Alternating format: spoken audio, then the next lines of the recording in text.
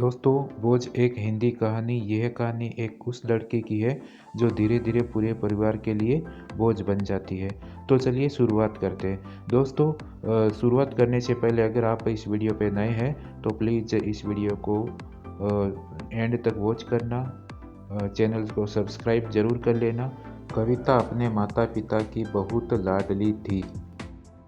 3 बड़े भाई की बहन थी। कोई भी चीज मांगने पर उसी वक्त सामने हाजिर हो जाती।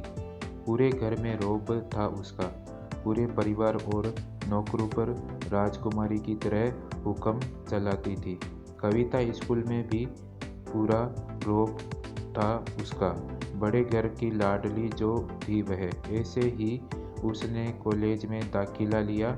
उसके ठाट बाट, बड़ी गाड़ी में आना जाना, हर दिन नया फैशन देखकर हर कोई उससे दोस्ती करना चाहता था।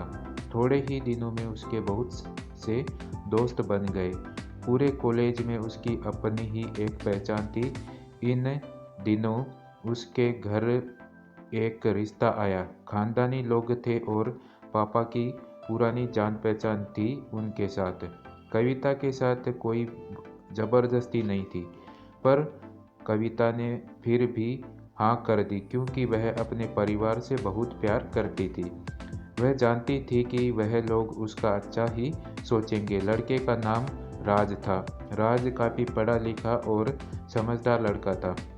ससुराल वाले भी बहुत अच्छे थे। ससुराल में कविता की जगह वैसी ही थी जैसी कि मायके में। कोई भी कार्य कविता की सलाह के बिना नहीं होता था। सबकी लाडली बहू बन गई थी वह। फिर उसके घर एक बेटे का जन्म हुआ। राहुल कविता को जान से प्यारा था। पोता पाकर ससुराल वाले तो फूले नहीं समाते थे। कविता कभी कभी सोचती कि उसकी किस्मत कितनी अच्छी है। उसका हर अपना उसे कितना प्यार करता है। चाहे जीवन में कैसा भी समय आए, मेरे अपने हमेशा मेरे साथ है। मैं कभी अकेली नहीं हो सकती। कितनी खुशकिस्मत हूँ मैं। पर शायद कविता की खुशियों को उसकी अपने ही नज़र लग गई थी। एक दिन वह मायके जाने की जिद कर बैठी। राज को बहुत काम था लेकिन वह फिर भी उसे ले गया। रास्ते में उनकी गाड़ी अन्य गाड़ी से टकरा गई। कविता, राज और राहुल बहुत बुरी तरह से जख्मी हो गए। काफ़ी दिनों के इलाज के बाद राज और राहुल तो ठीक हो गए, लेकिन कविता पूरी तरह ठीक ना हो सकी। सर पर चोट लगने के कारण वह अपनी आंखों की रोशनी खो बैठी। अब कविता की किस्मत जैसे उल्टे पांव चलने लगी। मायके वाले कुछ दिनों तक उसे मिलने आते रहे, फिर कभी कभार फोन ही करके पूछ लेते कि अब कैसी हो। धीरे धीरे ये सिलसिला भी कम हो गया। ससुराल वालों की सहानुभूति भी कम होने लगी।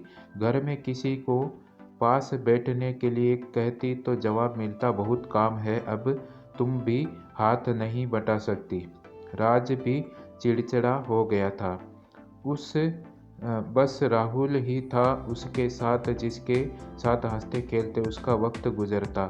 एक दिन कविता के हाथ से कुछ सामान गिर गया जिसकी वजह से राहुल को हल्की सी चोट लग गई। कविता के सास ससुर ने राहुल को उससे अलग कर दिया कि कहीं उसके ना देखने की वजह से बच्चे का कोई नुकसान ना हो जाए। कविता अंदर से टूट चुकी थी। एक दिन उसने सबके सामने मायके जाने की इच्छा रखी तो राज उसे तुरंत मायके छोड़ आया, जैसे कि वह भी यही चाहता था। लेकिन बहुत राहुल को उसके साथ नहीं भेजा गया। कविता कभी राहुल से दूर नहीं रही थी, पर अपनी कमी के कारण उसने ज़्यादा बहस नहीं की। कविता को लगा कि वह 3-4 दिन वहाँ रहेगी तो थोड़ा हवा पानी बदल जाएगा, क्योंकि वह कितने दिनों से कहीं भी बाहर नहीं गई थी।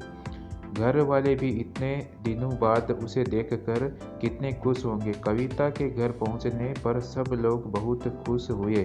खाने में सब कुछ कविता की पसंद का ही बना था। उसने अपनी मम्मी पापा और भाई भाभीियों से दिल खोल कर बातें की। उनके छोटे छोटे बच्चे भी बुआ के साथ घुल मिल गए थे। रात को सोने के वक्त जब वह कपड़े बदलने लगी तो उसे पता चला कि उसका बैग तो बहुत भरा हुआ था। वह सब समझ गई, बहुत उदास हो गई। कुछ दिनों तक तो सब ठीक रहा, फिर जैसे सब बदलने लगा, सबका व्यवहार बदल रहा था। वह लोग जैसे थक चुके थे उससे। सब लोग घुमा फिरा कर पूछने लगे कि राज कब आ रहा है, उसे ले जाने। वह बहाना बना देती, जबकि वह जानती थी कि उस घर में अब उसके लिए कोई जगह नहीं। कविता से चलते वक्त कुछ न कुछ नुकसान हो जाता, थोड़ी बहुत टोका टाकी उसे सुनाई देती, वह टाल देती। एक दिन उसके हाथ से लगकर एक कीमती फूलदान टूट गया। छोटी भाभी ने बहुत हंगामा मचाया। कविता के माता पिता रोज रोज के झमेलों से तंग आ गए थे। उन्होंने राज को खुद से फोन कर दिया। राज कविता को अपने घर ले गया। कविता को अपने परिवार वालों से ये उम्मीद न थी। जिस कविता के बड़े कहे बिना घर में एक पत्ता भी नहीं हिलता था, उस घर के लिए वह अब बोझ बन चुकी थी। राज के साथ ससुराल आते वक्त वह बहुत खुश थी, क्योंकि वह अपने घर जा रही थी, अपने जिगर के टुकड़े राहुल के पास। परंतु यह खुशी भी कुछ पल की ही थी। सारा बंदोबस्त पहले ही किया हुआ था। कविता को सीधे ऊपर वाले कमरे में पहुंचा दिया गया। राहुल से दूर रहने की सख्त चेतावनी दी गई। एक काम वाली लता को उसकी जिम्मेदारी सौंपी गई, जो उसके खाने पहनने जैसी ज़रूरतों का ध्यान रखती। कविता ज़्यादातर चुप ही रहती, कभी कभी काम वाली लता से थोड़ा बतिया लेती। उसके जरिए राहुल का पता चल जाता। सबकी लाडली बेटी और बहू सबके लिए लाडली से बोझ बन चुकी थी। सो दोस्तों, आज के इस वीडियो में इतना ही। मैं इसी के साथ इस वीडियो में विराम लेता हूँ। तब तक के लिए जय हिंद, जय भारत। और दोस्तों, मिलते हैं एक नए वीडियो में एक नई शुरुआत के साथ।